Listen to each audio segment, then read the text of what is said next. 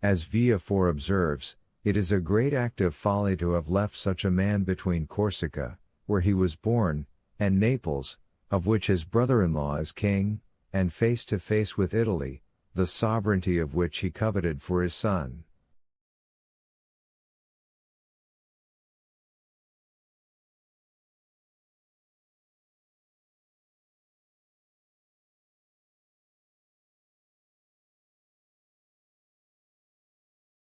Unfortunately, said Villefort, there are the treaties of 1814, and we cannot molest Napoleon without breaking those compacts.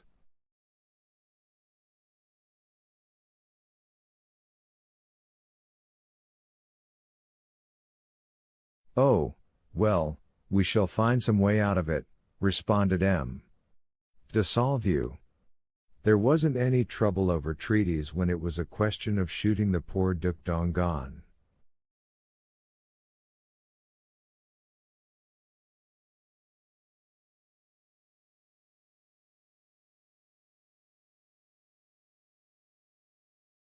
Well, said the Marquise, it seems probable that, by the aid of the Holy Alliance, we shall be rid of Napoleon, and we must trust to the vigilance of M. de Villefort to purify Marseille of his partisans.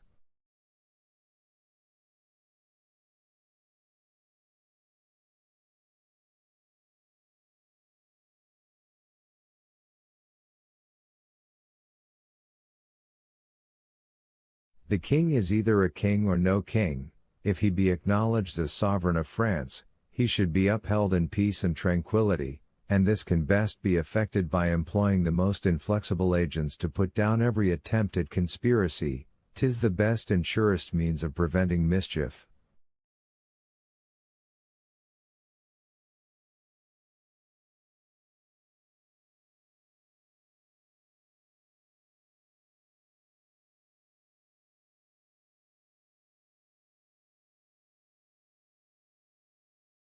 Unfortunately, madam, answered Villefort, the strong arm of the law is not called upon to interfere until the evil has taken place.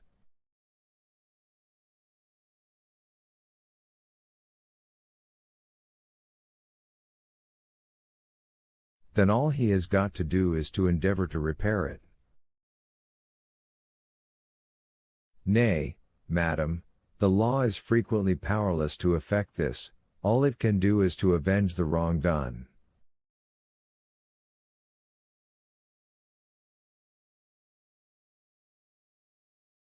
Oh, M.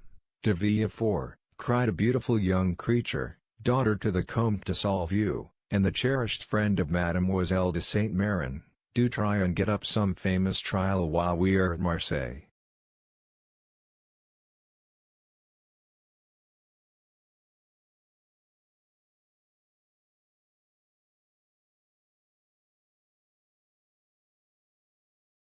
I never was in a law court, I am told it is so very amusing. Amusing, certainly, replied the young man, inasmuch as, instead of shedding tears as at the fictitious tale of woe produced at a theatre, you behold in a law court a case of real and genuine distress, a drama of life.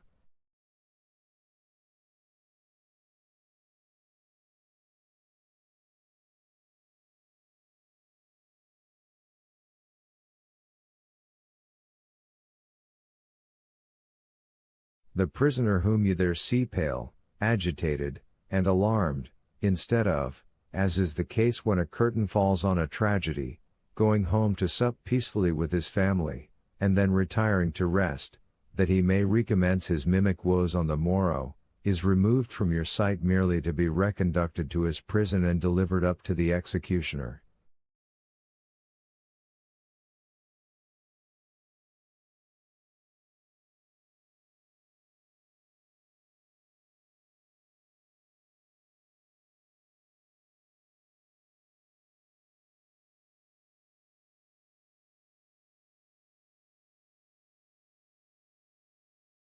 I leave you to judge how far your nerves are calculated to bear you through such a scene.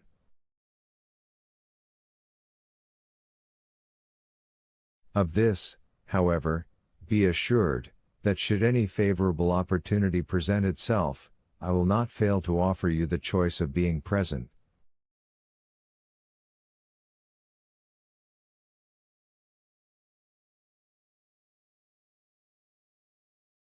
For shame, M. de Villefort, said Renee, becoming quite pale, don't you see how you are frightening us? And yet you laugh.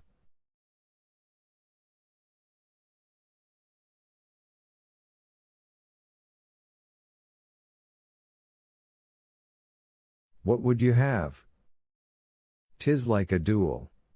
I have already recorded sentence of death, 5 or 6 times, against the movers of political conspiracies, and who can say how many daggers may be ready sharpened, and only waiting a favorable opportunity to be buried in my heart?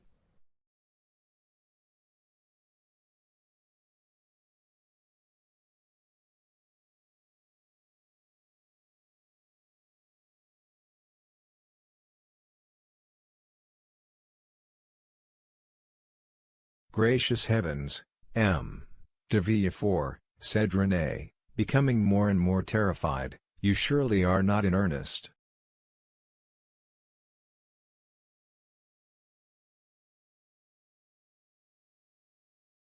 Indeed I am, replied the young magistrate with a smile, and in the interesting trial that young lady is anxious to witness, the case would only be still more aggravated.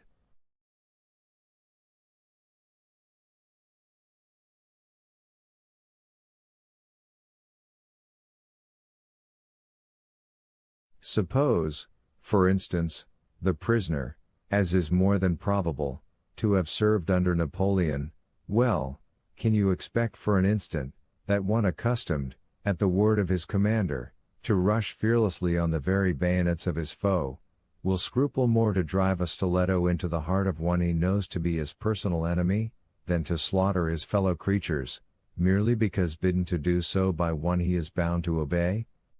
Besides, one requires the excitement of being hateful in the eyes of the accused, in order to lash one's self into a state of sufficient vehemence and power. I would not choose to see the man against whom I pleaded smile, as though in mockery of my words. No, my pride is to see the accused pale, agitated, and as though beaten out of all composure by the fire of my eloquence.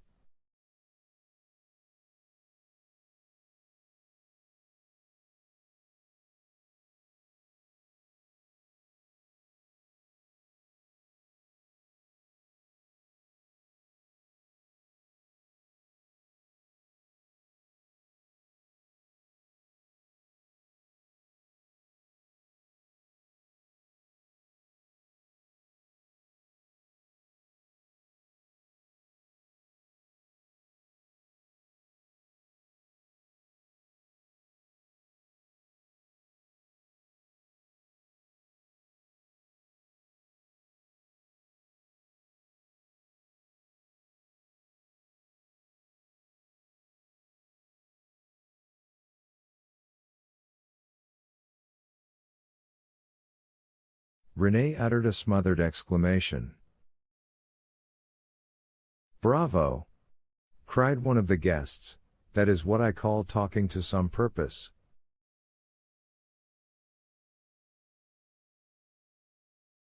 Just the person we require at a time like the present, said a second.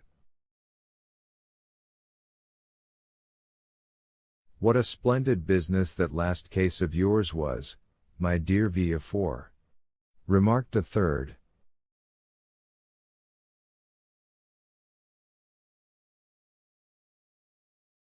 I mean the trial of the man for murdering his father.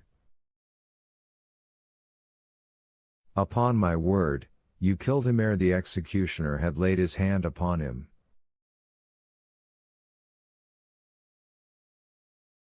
Oh, as for parricides, and such dreadful people as that, interposed Renee, it matters very little what is done to them.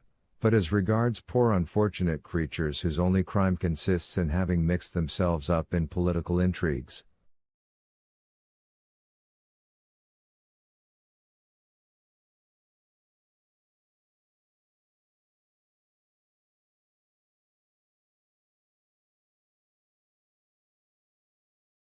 Why, that is the very worst offense they could possibly commit, for, don't you see, René, the king is the father of his people, and he who shall plot or contrive aught against the life and safety of the parent of 32 millions of souls, is a parricide upon a fearfully great scale?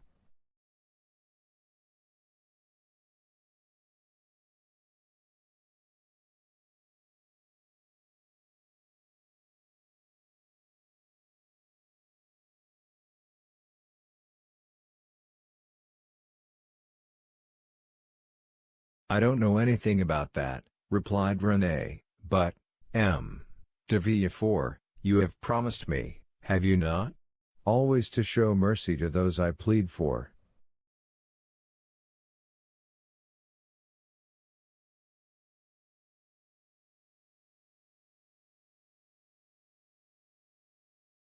Make yourself quite easy on that point, answered Villefort, with one of his sweetest smiles. You and I will always consult upon our verdicts.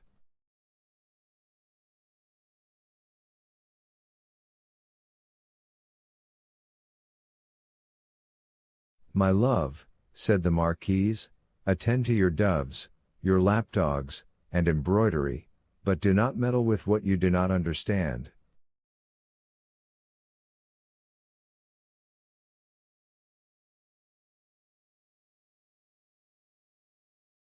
Nowadays the military profession is in abeyance and the magisterial robe is the badge of honor. There is a wise Latin proverb that is very much in point.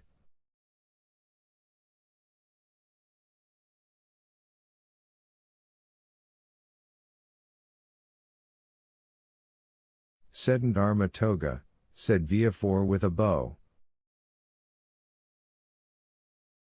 I cannot speak Latin, responded the Marquise. Well, said René, I cannot help regretting you had not chosen some other profession than your own, a physician, for instance. Do you know I always felt a shudder at the idea of even a destroying angel?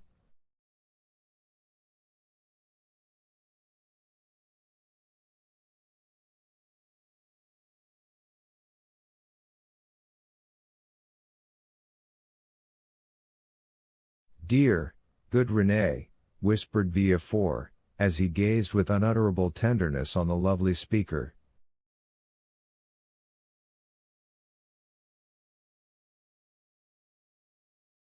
Let us hope, my child, cried the Marquis, that de Villefort may prove the moral and political physician of this province. If so, he will have achieved a noble work.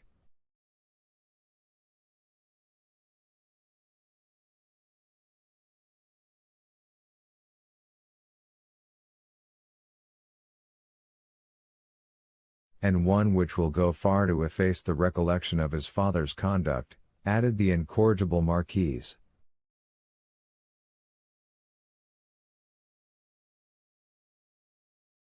Madam, replied Villefort, with a mournful smile, I have already had the honor to observe that my father has, at least, I hope so, abjured his past errors, and that he is, at the present moment, a firm and zealous friend to religion and order, a better royalist, possibly, than his son, for he has to atone for past dereliction, while I have no other impulse than warm, decided preference and conviction.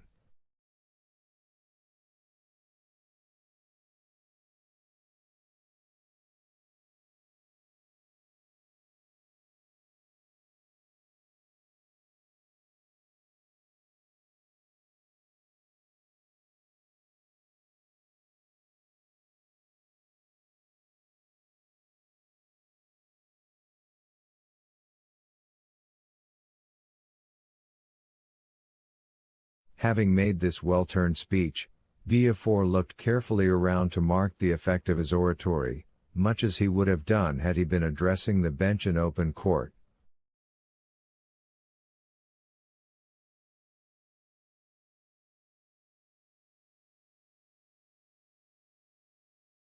Do you know, my dear Villefort, cried the Comte de Salvieux, that is exactly what I myself said the other day at the Tuileries, when questioned by His Majesty's principal chamberlain touching the singularity of an alliance between the son of a Girondin and the daughter of an officer of the Duc de Condé, and I assure you he seemed fully to comprehend that this mode of reconciling political differences was based upon sound and excellent principles.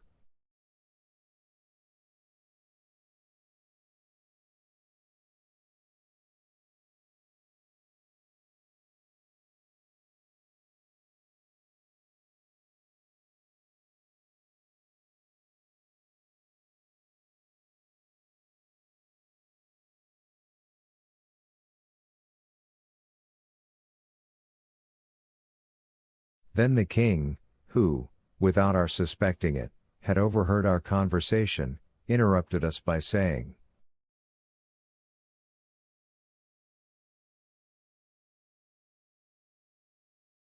Villefort observed that the king did not pronounce the word moitié, but, on the contrary, placed considerable emphasis on that of Villefort.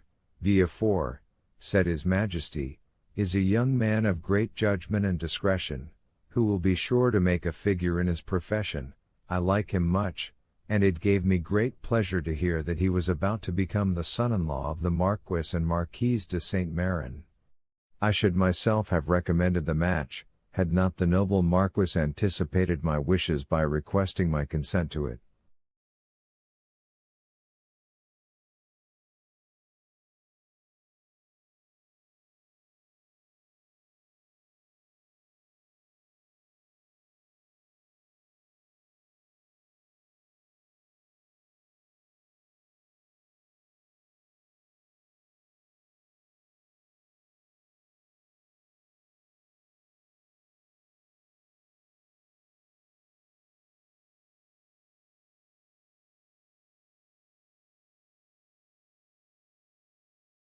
Is it possible the king could have condescended so far as to express himself so favorably of me?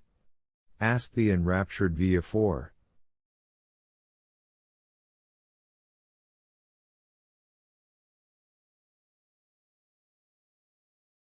I give you his very words, and if the Marquis chooses to be candid, he will confess that they perfectly agree with what His Majesty said to him, when he went 6 months ago to consult him upon the subject of your espousing his daughter.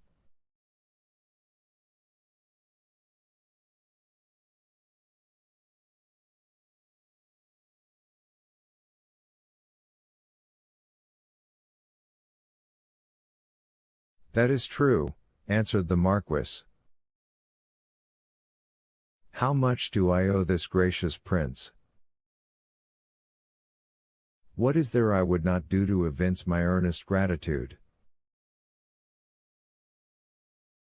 That is right, cried the Marquise. I love to see you thus. Now, then, were a conspirator to fall into your hands, he would be most welcome.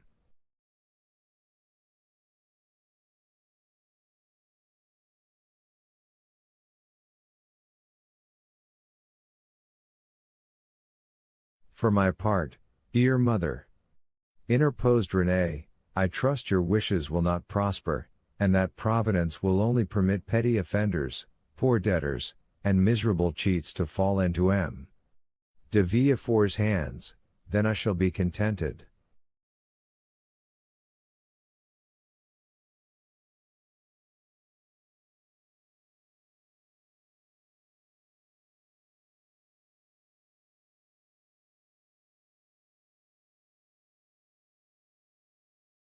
Just the same as though you prayed that a physician might only be called upon to prescribe for headaches, measles, and the stings of wasps, or any other slight affection of the epidermis.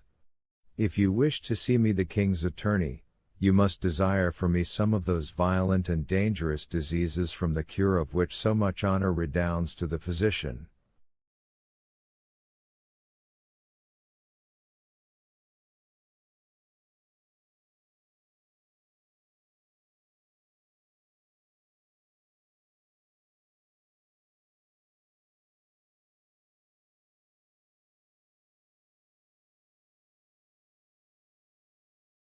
At this moment, and as though the utterance of Villefort's wish had sufficed to effect its accomplishment, a servant entered the room, and whispered a few words in his ear.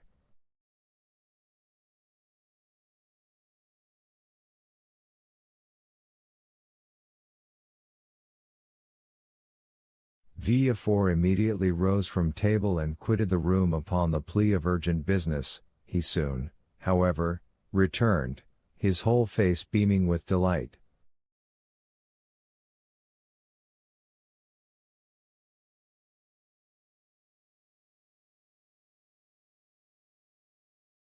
Renée regarded him with fond affection, and certainly his handsome features, lit up as they then were with more than usual fire and animation, seemed formed to excite the innocent admiration with which she gazed on her graceful and intelligent lover.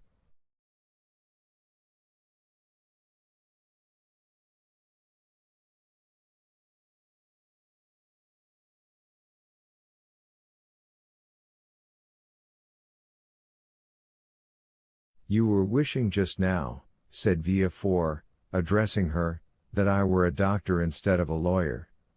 Well, I at least resemble the disciples of Aesculapius in one thing, that of not being able to call a day my own, not even that of my betrothal."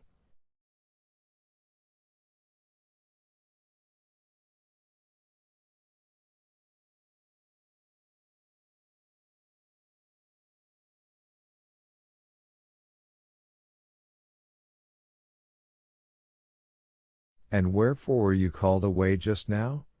asked Mademoiselle de Saint Méran, with an air of deep interest.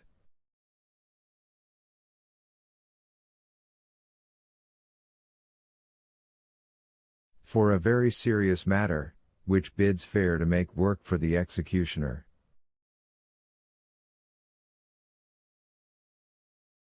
"How dreadful!" exclaimed Renée, turning pale. "Is it possible?" burst simultaneously from all who were near enough to the magistrate to hear his words.